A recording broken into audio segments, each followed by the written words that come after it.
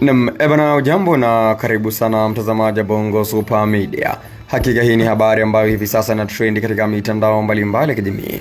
Watu wengi wanamfahamu aliyekuwa mke wa Madebe Lidai, Chanuo. Hakika hii ni habari ambayo yeye mwenyewe ameposti katika ukurasa wake wa mtandao wa Instagram. Chanuo kaandika hivi: napitia magumu kiukweli wapenzi. Ni maisha fulani hivi kama movie, ila kiukweli naumia sana. Nimepima magonjwa yote hadi mpox sina. Naambiwa ni mchafuko wa damu. Nimetumia dawa lakini wapi. Kiukweli naumia mno. Mwisho kunukuu. Akaweka na emoji za kulia kama ambavyo unatazama hapo. Kwa maana ugonjwa ambao unatazama hapa kwa binti huyo Chanuo, madaktari wamepima, wamesema ya kwamba sio mpox kabisa. Huu ni mchafuko wa damu. Lakini katika comment nimesoma comment za watu wengi wanasema ya kwamba hii ni mpox.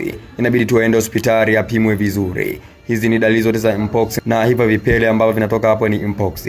Sasa basi mtazamaji Bongo Super Media, wewe unahisi ya kwamba Chanuo anasumbuliwa na ugonjwa huu wa mpox?